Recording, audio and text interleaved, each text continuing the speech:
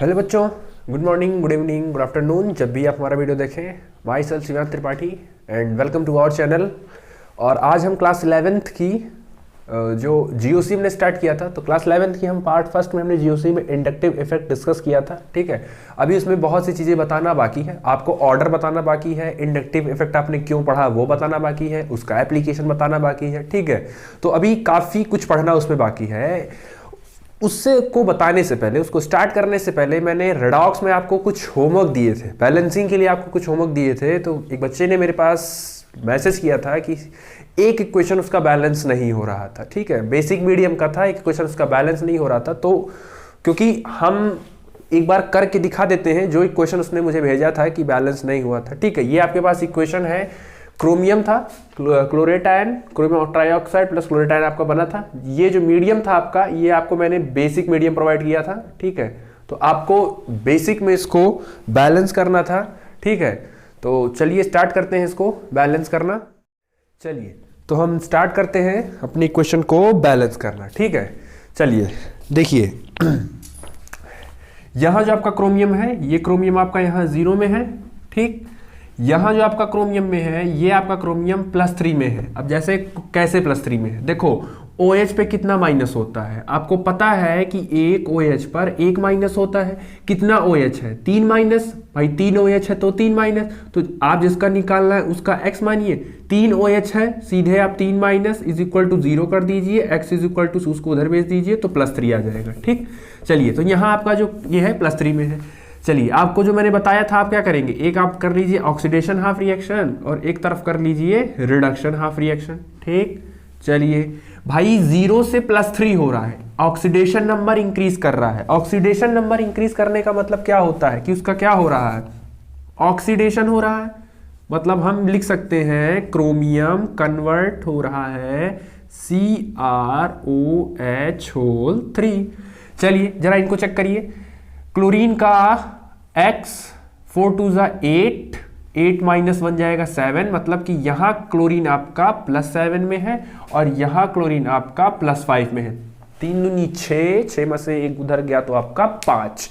तो यहां देखिए +7 से आपका +5 हो रहा है, मतलब क्या हो रहा है, ये रिडक्शन हो रहा है ना, ऑक्सीडेशन नंबर घट रहा है तो इसका मतलब रिडक्शन हो रहा है। तो ये हो गया आपका ClO4 पर 1 माइनस गिव ClO3 पर 1 माइनस। ठीक, चलिए बेसिक मीडियम है, याद रखिएगा मैंने मीडियम आपको बेसिक प्रोवाइड करवाया था। ठीक, चलिए देखिए, क्रोमियम एक है, एक क्रोमियम है। नेक्स्ट आपको ऑक्सीजन बैलेंस करना होता था, यहां कितना ऑक्सीजन है, 3 ऑक्सीजन है। ऑक्सीजन बैलेंस करने के लिए आप क्या जोड़ते थे, याद करिए, वाटर जोड़ते थे, तो 3s2 आपने बैलेंस कर लिया। ठीक, चलिए यहां हाइड्रोजन देखिए, 3 2 6 हाइड्रोजन, यहां 6 हाइड्रोजन है, 6 में से 3 ऑलरेडी यहां पर है, तो आप सिर्फ कितना जोड़िए H+, सिर्फ 3H+। अब क्योंकि बेसिक मीडियम है, बेसिक मीडियम का रूल क्या होता था, जितना H+ जोड़ेंगे तुरंत उतना ही उधर क्या जोड़िए, उतना OH इधर भी जोड़ दीजिए और उतना OH उधर भी जोड़ दीजिए। ठीक, अच्छा 3OH 3H 3OH, 3H और 3OH मिलके क्या बना लेंगे, 3H2O बना लेंगे। तो हम यहां पे क्या लिख दें, 3H2O। ठीक, अच्छा अब देखो 3H2O इधर भी है, 3H2O इधर भी है, तो हम इसको काट सकते हैं, तो हमने इसको काट दिया। आपके पास सिर्फ क्या बचा, 3OH माइनस बचा। ठीक है, तो क्योंकि दोनों कट गया तो हम इसको यहां से हटा ही देते हैं। ठीक, मतलब यहां जो आपका सिर्फ क्या बचा, यहां बचा आपके पास सिर्फ 3OH पर 1 माइनस। और अब देखिए यहां पे 3 माइनस है, चार्ज बैलेंस करिए, 3 माइनस है, मतलब यहां 3 इलेक्ट्रॉन जोड़ दीजिए, 3 माइनस उधर भी आ जाएगा। ठीक, चलिए अब जरा इधर वाले बैलेंस करिए। रिडक्शन आपका एक क्लोरीन है, एक क्लोरीन है, यहां आपका 4 ऑक्सीजन है, यहां आपका 3 ऑक्सीजन है, तो ऑक्सीजन बैलेंस करने के लिए एक वाटर जोड़ दीजिए, तो एक वाटर आपने जोड़ दिया। अब देखिए यहां पे 2 हाइड्रोजन हो गया, तो यहां पर आप 2H+ जोड़ दीजिए, क्योंकि मीडियम बेसिक है तो तुरंत उतना OH इधर भी जोड़िए और उतना OH इधर भी जोड़िए। चलिए 2H 2OH मिलकर क्या बना लेंगे, 2H2O बना लेंगे, तो ये आपका 2H2O बन गया। अच्छा एक H2O उधर है, 2H2O इधर है, उसको उधर ले आइए, तो ये हो गया एक H2O और ये पूरा एक H2O यहां से हो गया, और इसको मैं लिख देता हूं ऊपर, तो ये हो गया आपका 2OH-। ठीक, कोई दिक्कत, चलिए चार्ज बैलेंस करिए, यहां 2 माइनस 1 माइनस, टोटल 3 माइनस है, यहां पे कितना माइनस है, सिर्फ 1 माइनस है। तो यहां क्या करिए आप, यहां आप ये H2O पहले से था, 2 माइनस और चाहिए ना, तो 2 इलेक्ट्रॉन जोड़ दीजिए। चलिए अब आपका ओवरऑल इक्वेशन ऑलमोस्ट बैलेंस हो गया, चार्ज बैलेंस हो गया। अब आपको ऐसा करना है कि आपका इक्वेशन में से इलेक्ट्रॉन कट जाए, ठीक। चलिए यहां देखिए 2 इलेक्ट्रॉन है, तो इस पूरे इक्वेशन को आप किससे मल्टीप्लाई कर दीजिए, 3 से, और इस पूरे इक्वेशन को आप किससे मल्टीप्लाई कर दीजिए, 2 से। चलिए इक्वेशन बैलेंस करने के बाद लिखिए, तो ये हो जाएगा आपका 2Cr प्लस 3 2 जा 6 OH माइनस गिव्स 2CrOH का होल थ्राइस प्लस 3 2 जा 6 इलेक्ट्रॉन। इसको 3 से करिए, ये हो जाएगा 3ClO4 पर 1 minus plus 3H2O plus 6 electron, 6 electron gives 3ClO3 पे माइनस प्लस 3 2 जा 6 OH माइनस। ठीक है, दिख रहा है या नहीं, मैं देख लूं एक बार, और दिख रहा है, थोड़ा सा ही कटा लेकिन उतना आपको दिख रहा होगा कि मैंने क्या लिखा है यहाँ पे, 6 OH माइनस। ठीक है, अब वही पुराना, लेफ्ट वाला लेफ्ट में लिखिए, राइट वाला राइट में। चलिए तो ये हो जाएगा आपका 2Cr plus 6 OH minus plus 3ClO4 पर 1 minus plus 3H2O plus 6 electron. अब राइट वाला राइट में लिखिए, तो राइट वाला आपका है 2CrOH का whole thrice plus 6 electron plus 3ClO3 पर 1 माइनस प्लस 6OH पर 1 माइनस। चलिए 6 इलेक्ट्रॉन से 6 इलेक्ट्रॉन कट गया, 6 OH से 6 OH कट गया। आपका जो नेट इक्वेशन बचा वो लिखिए आप, तो आपका नेट इक्वेशन बचा 2Cr प्लस 3ClO4 पर 1 minus plus 3H2O gives 2CrOH का होल थ्राइस प्लस 3ClO3 का 1 माइनस। अब ओवरऑल इक्वेशन देखिए बैलेंस है कि नहीं। 2Cr 2 क्रोमियम हो गया, 3 क्लोरीन बैलेंस हो गया, 4 तियां 12 हाइड्रोजन और 3 12 तियां 15, 3 त्रिक का 9 और 3 दूनी, ये भी मल्टीप्लाई करिए ना, 3 दूनी 6, तो 9 6 15 ऑक्सीजन हो गया, 3 दूनी 6 हाइड्रोजन और 3 और यहाँ 6 हाइड्रोजन, 3 माइनस यहाँ है, 3 माइनस यहाँ है। तो ओवरऑल आपका इक्वेशन जो है वो बैलेंस हो गया। ठीक है, तो जिसने भी पूछा था, ठीक है, वो इक्वेशन नोट कर ले, और जिन्होंने कर लिया है उनके लिए अच्छी बात है। ठीक है, तो जिनका हो गया है उनके लिए कोई दिक्कत नहीं है।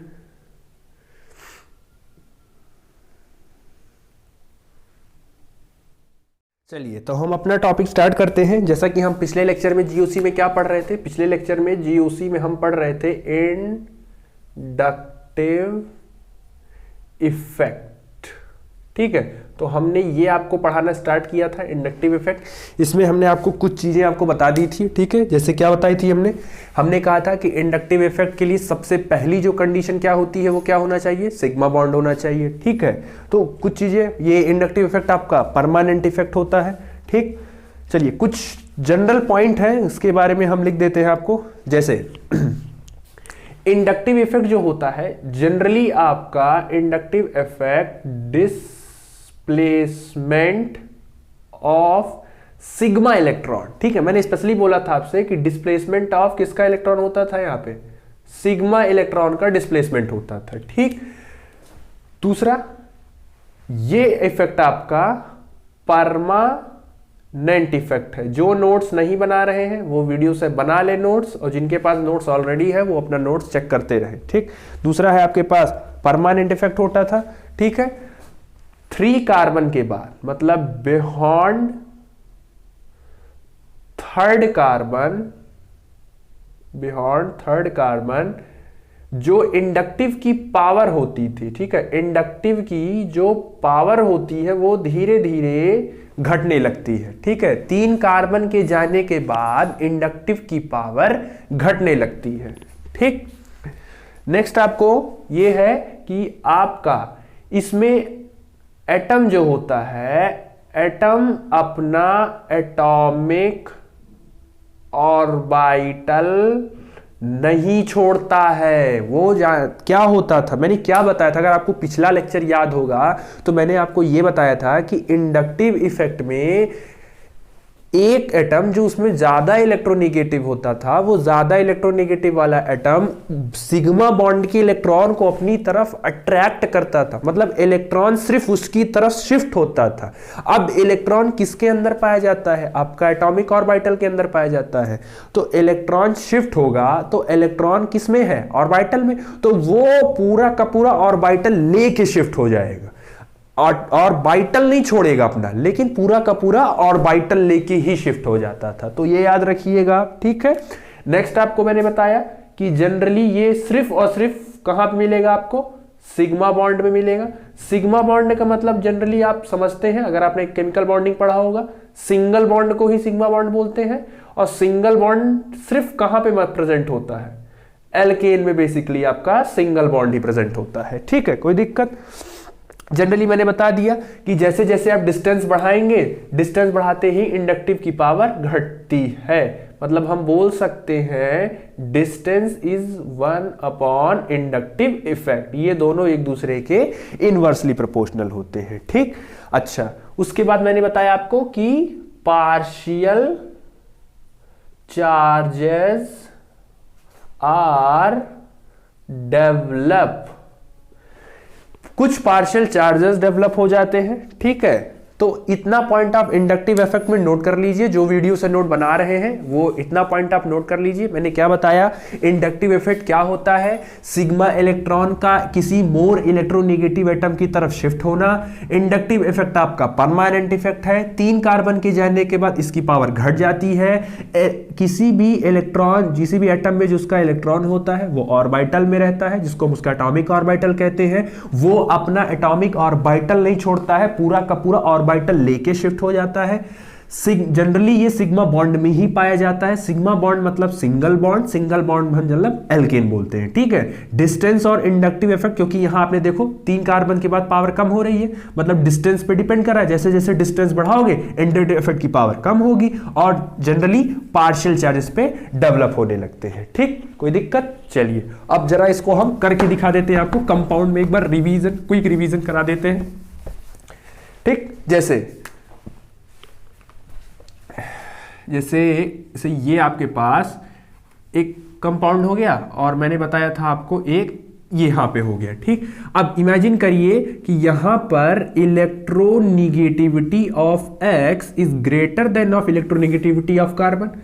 इसकी इलेक्ट्रोनेगेटिविटी ज्यादा है तो ये कार्बन जो सिग्मा बॉन्ड का इलेक्ट्रॉन है वो उसको क्या करेगा, अपनी तरफ अट्रैक्ट कर लेगा।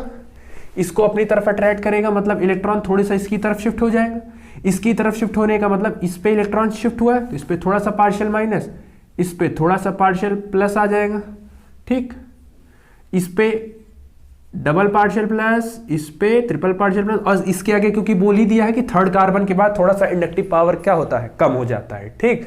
चलो अब देखो पार्शियल चार्ज देखो डेवलप हो गया, ठीक। सिग्मा बॉन्ड में ही देखो हो रहा है, मोस्ट इलेक्ट्रोनेगेटिव एटम भी प्रेजेंट हो रहा है। ये आपका ये जो ग्रुप होता है इसने पूरे चेन से इलेक्ट्रॉन को क्या कर लिया, विथड्रॉ कर लिया। इसीलिए इसको नाम हमने क्या पढ़ाया था, इलेक्ट्रॉन विथ ड्रॉइंग ग्रुप, याद होगा ना। इसी को हमने क्या बोला था, इलेक्ट्रॉन विथ ड्रॉइंग ग्रुप। और इलेक्ट्रॉन विथ ड्रॉइंग ग्रुप को ही हम क्या बोलते हैं, -I ग्रुप। और ऐसे इफेक्ट को हम बोलते हैं -I इफेक्ट, ठीक, कोई दिक्कत। देखिए इसने पूरे चेन का इलेक्ट्रॉन को अपनी तरफ शिफ्ट कर लिया, चेन का घाटा हो गया तो उसने पूरे चेन से इलेक्ट्रॉन को विथड्रॉ कर लिया। क्योंकि चेन का घाटा हुआ इसीलिए ये ग्रुप -I ग्रुप, और इस इफेक्ट को हम क्या बोलेंगे, -I इफेक्ट बोलेंगे। सेम काम यहां इमेजिन करिए कि यहां पर ये जो है ये अपना इलेक्ट्रॉन किसी कारणवश चेन में दे सकता है। चेन में देगा तो इसके ऊपर पार्शियल प्लस, इसके ऊपर पार्शियल माइनस, इसके ऊपर पार्शियल माइनस और इसके ऊपर भी पार्शियल माइनस। क्योंकि इसने इस बार इलेक्ट्रॉन दिया है तो इसको हम बोलेंगे इलेक्ट्रॉन डोनेटिंग, क्योंकि इसने अपना इलेक्ट्रॉन चेन में क्या किया है, दिया है तो इलेक्ट्रॉन डोनेटिंग ग्रुप बोलेंगे। क्योंकि चेन का फायदा कराया है तो ऐसे ग्रुप को हम प्लस आई ग्रुप बोलेंगे और ऐसे इफेक्ट को हम प्लस आई इफेक्ट बोलेंगे। ठीक, कोई दिक्कत नहीं। चलिए, तो ये बात आप याद रखिए कि इंडक्टिव इफेक्ट दो तरीके के होते हैं, एक होता है प्लस आई इफेक्ट, एक होता है माइनस आई इफेक्ट। ठीक, अगर चेन या रिंग में इलेक्ट्रॉन दिया जा रहा है तो वो प्लस आई इफेक्ट शो करेगा, मतलब कि कोई प्लस आई ग्रुप लगा है। अगर चेन और रिंग से इलेक्ट्रॉन को लिया जा रहा है, इसका मतलब वहां पे माइनस आई ग्रुप लगा है और वो माइनस आई इफेक्ट होगा। बात को याद रखो। अगर प्लस आई ग्रुप है मतलब वहां इलेक्ट्रॉन डोनेटिंग ग्रुप है, अगर माइनस आई ग्रुप होगा तो वहां इलेक्ट्रॉन विथ ड्रॉइंग ग्रुप होगा। ठीक है, तो ये बात आप क्लियर रखिए अपने दिमाग में। ठीक, चलिए इतना नोट कर लीजिए, आप वीडियो को रोक के इतना नोट कर लीजिए। फिर आपको हम एक नोट देते हैं, वो नोट आप लिख लीजिए कहीं। अभी आपको जब न्यूमेरिकल्स कराएंगे, क्वेश्चंस उसका सॉल्व कराएंगे, तब आपको हम वो क्लियर करवा देंगे। ठीक है, अभी मैं नोट दे रहा हूं आपको। ये 2 पॉइंट आप नोट कर लीजिए, इन नोट डाल के, हेडिंग नोट डाल के आप इन 2 पॉइंट नोट कर लीजिए। अभी ये दोनों पॉइंट आपको जब हम क्वेश्चंस कराएंगे सॉल्व तो वहां पे क्लियर करा देंगे। हालांकि एक बार समझा देता हूं क्या लिखा है। लिखा ये है कि dislocation of charge is directly proportional to more stable. देखो भैया, क्लियर कट बात है। केमिस्ट्री में पहली बात तो केमिस्ट्री में कोई भी एलिमेंट चार्ज नहीं रखना चाहता भाई। हर एलिमेंट क्या बनना चाहता है? न्यूट्रल ही बनना चाहता है। इमेजिन करो 11th में हो ना, पता है ना कि 11th में हो ठीक है, देखो 11th में हो तो इतना पता होगा कि अगर तुम्हारे पास सोडियम प्लस है तो सोडियम प्लस क्या चाहता है? सोडियम प्लस ये चाहता है कि उसको कहीं से एक इलेक्ट्रॉन मिल जाए और एक इलेक्ट्रॉन लेके वो किस में कन्वर्ट हो जाए? न्यूट्रल में, सोडियम में। मतलब कि ये आपका कैसा पार्टिकल एलिमेंट है? चार्ज। सोडियम कैसा है आपका? न्यूट्रल है। तो चार्ज वाला किसमें कन्वर्ट होना चाह रहा है? न्यूट्रल में। मतलब कि कोई भी एलिमेंट अपने ऊपर चार्ज रखना चाहता ही नहीं है, वो हमेशा क्या होना चाहता है? न्यूट्रल होना चाहता है। इफ एनी केस, किसी भी कारण के वश अगर उसके पास चार्ज आ जाता है और वो हटा नहीं पा रहा है उसको, तो उसके पास एक रास्ता और दिया गया है। आप ऐसा करिए, चार्ज को इकट्ठा मत होने दीजिए, एक जगह चार्ज इकट्ठा ना हो पाए। ठीक है, चार्ज हमेशा कंपाउंड में दौड़ता रहे, चलता रहे। जितना ज्यादा कंपाउंड में दौड़ेगा ना चार्ज, जितना ज्यादा वो चलेगा, उतना ज्यादा वो आपका कंपाउंड की स्टेबिलिटी बढ़ जाएगी। भाई एक तो कोशिश करो कि चार्ज ही ना आए। चलो चार्ज आ गया किसी तरह से, अगर चार्ज आ गया और अभी भी तुम चाह रहे हो कि तुम्हारी स्टेबिलिटी बनी रहे, तो ऐसा करो वो जो चार्ज आया है ना उसको रोको नहीं, उसको कंटिन्यूअस चलाते रहो, डिसलोकेट कराते रहो। अगर चार्ज चलता रहेगा तो रुके हुए चार्ज से ज्यादा स्टेबल वो कंपाउंड हो जाएगा जिसमें चार्ज चलेगा। मतलब कि जितना ज्यादा चार्ज डिसलोकेट होगा, जितना ज्यादा चार्ज चलेगा, उतना वो कंपाउंड क्या हो जाएगा? मोर स्टेबल हो जाएगा। ठीक, अभी ये समझा दिया हूं, कंपाउंड में जब आएगा तो वहां समझा देंगे और अच्छे से। दूसरा, neutral molecule is more stable then charge molecule. नीचे एग्जांपल है, न्यूट्रल मॉलिक्यूल ज्यादा स्टेबल होता है किससे? चार्ज मॉलिक्यूल से। तो ये तो बेसिक नॉलेज है, ये सबको पता रहता है कि न्यूट्रल वाला ज्यादा स्टेबल होता है चार्ज वाले से। ठीक है, अब हम आपको माइनस आई ग्रुप ऑर्डर और प्लस आई ग्रुप ऑर्डर लिखवा दे रहे हैं। ठीक है, ग्रुप ऑर्डर याद करने की जरूरत नहीं है आपको। रेयर चांस होता है कि आपसे पेपर में पूछा जाए, वैसे पूछा तो नहीं जाता है। ठीक है, आपको बहुत बेसिक सवाल पूछे जाएंगे जो आप उतना प्रैक्टिस ना क्वेश्चन आप कर लेंगे कि आप वो कर ले जाएंगे। ठीक है, तो मैं आपको ऑर्डर लिखवा दे रहा हूं, याद कर पाइए तो करिए, नहीं तो कोई दिक्कत नहीं है, उतना हम आपको क्वेश्चन करवा देंगे कि आपको याद हो जाएगा कि कैसा कौन सा ऑर्डर है। ठीक है, तो ये आपके पास मैंने आपका माइनस आई ग्रुप ऑर्डर लिख दिया है। ठीक है, NF3 पे प्लस, NR3 पे प्लस, NH3 पे plus, NO2, CN, CHO, RCOR, COOH, fluorine, chlorine, bromine, iodine, OH, C triple bond CH, NH2, phenyl, CH triple bond CH2H। ठीक है, फेनिल देखिए क्या होता है, एक जनरल समझा देते हैं आपको। जैसे 10th में इतना पढ़ा होगा कि अगर एल्केन में से एक हाइड्रोजन निकाल दो तो उसको क्या बोलते थे? एल्किल। एग्जाम्पल याद है? CH4 को नाम क्या होता था? मीथेन। पढ़ा होगा शायद कि CH4 का नाम क्या होता था? मीथेन होता था। अगर मीथेन में से हम एक हाइड्रोजन को बाहर कर दें, एक हाइड्रोजन बाहर हो जाए तो ये हो जाता था CH3 और इसका नाम हो जाता था मैथिल। ऐसे ही अगर आपके पास बेंजीन है, बेंजीन का फॉर्मूला क्या होता है? C6 H6, इसमें से एक हाइड्रोजन माइनस कर देंगे तो ये आपका हो जाएगा C6H5 और इस स्पीसीज को ही हम बोलते हैं फेनिल।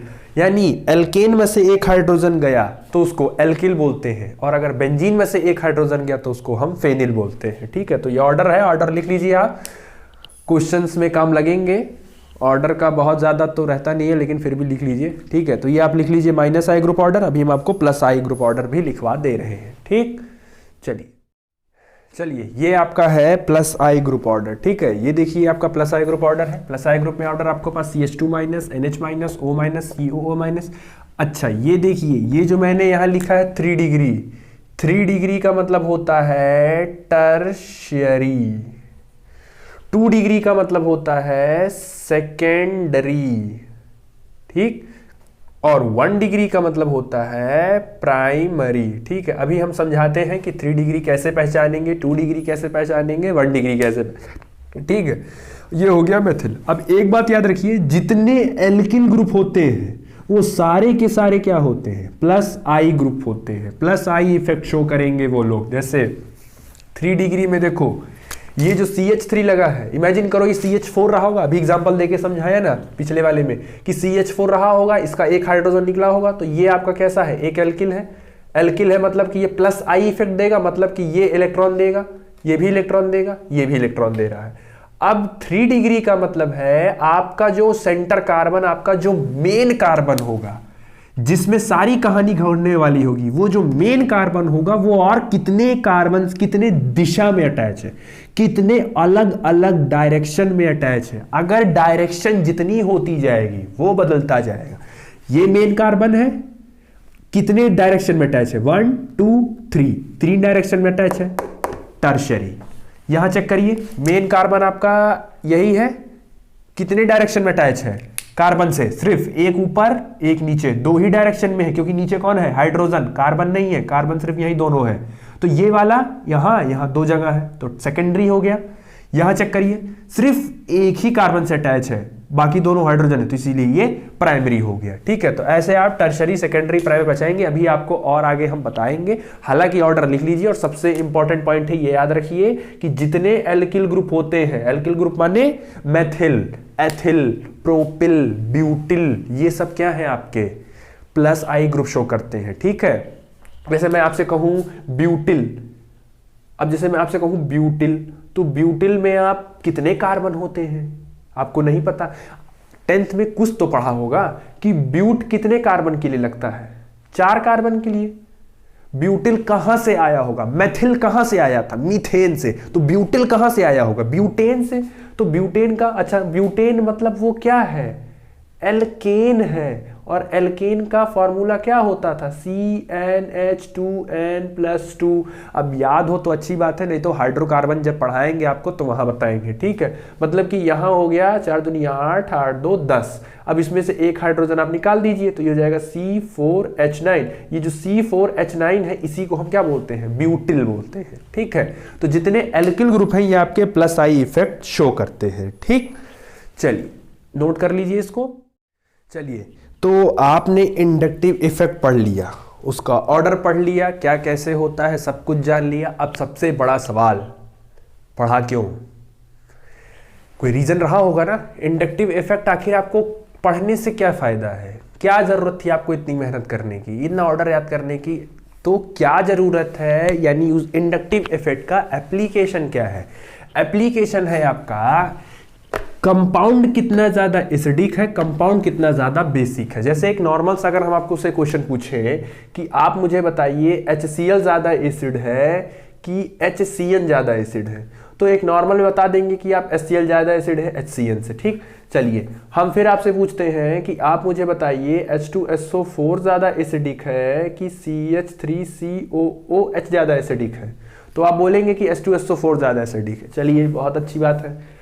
फिर हमने आपसे पूछा कि आप बताइए फॉर्मिक एसिड ज्यादा एसिडिक है कि एथेनोइक एसिड ज्यादा एसिडिक है। अब आप यहां फंस जाएंगे, तो इंडक्टिव इफेक्ट जनरली आप एसिड तब तक बता सकते हैं जब तक कि वो पूरा का पूरा ग्रुप अलग हो, किसी और के पास कोई और ग्रुप हो, किसी और के पास कोई और ग्रुप हो, तो आप इजिली बता सकते हैं कि कौन सा ज्यादा एसिडिक होगा। लेकिन प्रॉब्लम वहां आती है जब आपका ग्रुप क्या हो जाता है, सेम हो जाता है। जैसे यहां पे जो आपका ग्रुप है वो कार्बोक्सिलिक है, दोनों में कार्बोक्सिलिक है। अब दोनों में कार्बोक्सिलिक है तो आप एसिडिक स्ट्रेंथ आपको बताने में प्रॉब्लम होगी।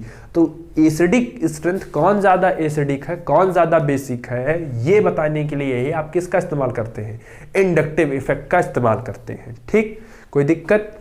चलिए ठीक, अब आपको हम एक बार स्टार्टर सिर्फ आपको दे देते हैं कि कैसे आप एसिडिक पहचानेंगे, कैसे आप बेसिक पहचानेंगे। इसका जो न्यूमेरिकल पार्ट है वो आपको हम नेक्स्ट वीडियो में, जो भी 15-20 मिनट का, सिर्फ उसको हम एक न्यूमेरिकल के वेव से ही बनाएंगे। ठीक है, जैसे क्वेश्चंस का हम एक सेपरेट वीडियो बना देंगे कि हाँ, जैसे कि आपको मान लीजिए अब जैसे क्वेश्चन देखना होगा तो आप फिर लेक्चर देखना पड़ेगा आपको, फिर 15-20 मिनट लेक्चर देखो, तो एक आपको हम सेपरेट सिर्फ क्वेश्चन का लेक्चर बना देंगे जिसमें सिर्फ इंडक्टिव इफेक्ट के क्वेश्चन ही होंगे। अभी हम आपको ये बता दे रहे हैं कि आप पहचानेंगे कैसे कि वो है, और नेक्स्ट में हम आपको क्वेश्चन करके दिखाएंगे। ठीक है, तो मतलब कि आपको जनरली जो पढ़ना है वो आपको ये बताना है कि स्ट्रेंथ ऑफ एसिड, एसिड कितना स्ट्रांग है उसकी आपको स्ट्रेंथ बतानी है। अब वो आप कैसे बताएंगे, चलिए देखिए, ऐसे बताएंगे। चलिए मान लीजिए आपके पास कोई एसिड है, ठीक है, बहुत स्ट्रांग नहीं है, बहुत वीक नहीं, हम एक नॉर्मल एसिड अभी के लिए मान ले रहे हैं, कोई पर्टिकुलर एग्जांपल नहीं मान रहे हैं। जब भी एसिड पढ़ाया जाता है एग्जांपल लेके यही पढ़ाया जाता है, इक्विलिब्रियम में भी पूरा इक्विलिब्रियम इसी को लेके ही पढ़ाया जाता है। मान लीजिए आपका ये एसिड है, कोई एसिड है, अच्छा एसिड होता है तो उसके अंदर से क्या निकलता है, H+, और अगर बेस होता है तो उसके अंदर से क्या निकलता है, OH-। चलिए यहां पे H+ निकला, साथ में A- निकला। ठीक, अब देखो एसिडिक कैसे बताओगे। एसिड का जो ये नेगेटिव वाला पोर्शन है, इस नेगेटिव वाले पोर्शन को हम एनायन बोल सकते हैं। आपका एनायन जितना ज्यादा स्टेबल होगा, जितना ज्यादा ये स्टेबल होगा उतना ज्यादा ये स्ट्रॉन्ग एसिड होगा। बात समझ में आ गई? आप एसिड को ब्रेक करिए, H+ निकलेगा, उसका निगेटिव वाला पोर्शन जितना ज्यादा स्टेबल होगा वो उतना ही ज्यादा स्ट्रॉन्ग एसिड होगा। एक एग्जांपल देखो, जैसे HCOOH, जरा इसको तोड़ो, सबको दिख रहा है कि यहां पे कार्बोक्सिलिक एसिड है, जरा इसका H निकालो तो H निकाल दोगे तो सिर्फ क्या बचेगा, H निकालो तो सिर्फ यहां से HCOO-। अब इसका ये वाला पोर्शन जितना ज्यादा स्टेबल होगा, जितना ज्यादा ये स्टेबल होगा उतना ज्यादा ही ये स्ट्रॉन्ग एसिड होगा। ठीक, समझ गए ना? अब ये क्यों बोल रहा है कि ये ज्यादा स्टेबल होगा, तो ये याद करो, अभी मैंने नोट में कुछ देर पहले एक पॉइंट लिखवाया था, dislocation of charge is directly proportional to more stable. जितना ज्यादा चार्ज कम होगा उतना ज्यादा उसकी स्टेबिलिटी बढ़ेगी। अब ये माइनस का चार्ज जितना ज्यादा डिसलोकेट होगा, जितना ज्यादा कंपाउंड में दौड़ेगा, जितना ज्यादा ये दौड़ेगा, कम होता है, यानी इस माइनस के चार्ज को आप जितना कम कर पाइए, जितना कम कर दोगे उतना ज्यादा ये स्टेबल हो जाएगा। भाई माइनस चार्ज है ना, माइनस को कम कर दो तो स्टेबिलिटी बढ़ जाएगी। अब आप अगर माइनस इसकी नेगेटिव पोर्शन को अगर आप स्टेबल कर ले गए, मतलब आपका दिया हुआ एसिड क्या है, बहुत स्ट्रांग है। मतलब इन शॉर्ट अगर हमको एक लाइन में आपको समझाना हो तो एसिड स्ट्रेंथ के बारे में, तो हम क्या बोल सकते हैं कि acid strength is directly proportional to stability of anion part. ठीक, जितना ज्यादा एनायनिक वाला पार्ट उसका स्टेबल होगा उतना ज्यादा आपका वो एसिडिक होगा, क्योंकि एनायन मतलब निगेटिव चार्ज, वो निगेटिव चार्ज जितना कम होगा, जितना उस पर चार्ज कम होगा उतनी उसकी स्टेबिलिटी बढ़ती जाएगी, और जितनी उसकी स्टेबिलिटी बढ़ती जाएगी आपका एसिड भी उतना स्ट्रांग होता जाएगा। ठीक है, तो ये आप इतना नोट कर लीजिए, इतना आप समझ लीजिए। इस पे जो न्यूमेरिकल्स है या इस पे जो क्वेश्चंस है कैसे आप करेंगे, इस पे जो क्वेश्चंस है उसके लिए हम आपको सेपरेट वीडियो देंगे। ठीक, सेपरेट इसलिए देंगे, देखिए वीडियो लंबा करने से कोई फायदा नहीं है कि आप 45-40 मिनट का 1 घंटे का वीडियो बना लीजिए, बच्चे पढ़ते पढ़ते बोर हो जाते हैं, ये हमें पता है। ठीक है, 1 घंटे तक जाते जाते बच्चे बोर हो जाते हैं। तो मेरा जो पॉइंट ऑफ व्यू है, आप 20-25 मिनट का वीडियो बनाइए, उसमें सिर्फ एक कंसेप्ट रखिए, कितने भी पार्ट में बनता है बनने दीजिए। तो हमारा ये है कि कितने भी पार्ट में बनेगा बने, उससे कोई दिक्कत नहीं है। छोटे छोटे पार्ट में रहे जिससे आपको पढ़ने में इजी रहे, आपका इंटरेस्ट बना रहे। ठीक है, तो इसमें आपको हमने इंडक्टिव इफेक्ट में एक बार डिटेल कर दिया था, फिर आपको प्लस आई माइनस आई फिर से रिवाइज कर दिया, आपको ऑर्डर समझा दिया, इसका एप्लीकेशन समझा दिया कि इसका एप्लीकेशन क्या है। ठीक है, एसिडिक स्ट्रेंथ बताने में, अच्छा देखो, जो जितना ज्यादा एसिडिक होगा वो उतना ही बेकार बेसिक होगा। तो एक बार तुम एसिडिक स्ट्रेंथ निकाल लेना, अगर पेपर में बेसिक पूछता है तो उसी का रिवर्स कर देना, तो बेसिक भी निकल जाएगा। ठीक है, तो आपको मैंने इस पार्ट में आपको एसिडिक बेसिक कैसे पहचानना है, कैसे स्टेबिलिटी बतानी है, ये आपको बता दिया। नेक्स्ट पार्ट में हम इसका सिर्फ क्वेश्चंस कवर करेंगे, जितने क्वेश्चंस पॉसिबल बन सकते होंगे हम उसमें आपको पूरा क्वेश्चन करवा देंगे, पूरा डाउट क्लियर करवा देंगे। ठीक, तो अगर इस वीडियो में जितने भी आपको समझाए, जितना भी क्वेश्चन कॉन्सेप्ट आपको समझाए, उम्मीद करते हैं आपको सब समझ में आया होगा। और अगर नहीं समझ में आया हो तो आप उसको कमेंट बॉक्स में कमेंट करिए। ठीक है, वीडियो से रिलेटेड कोई कमेंट या सजेशन हो तो जरूर बताइए, और पढ़ाई करते रहिए, थोड़ा डिस्टर्बेंस इधर उधर का कम करिए और पढ़ाई करते रहिए। कोई डाउट हो तो पूछते रहिए। ठीक है, तो पढ़ाई करते रहिए। All the very best, thank you.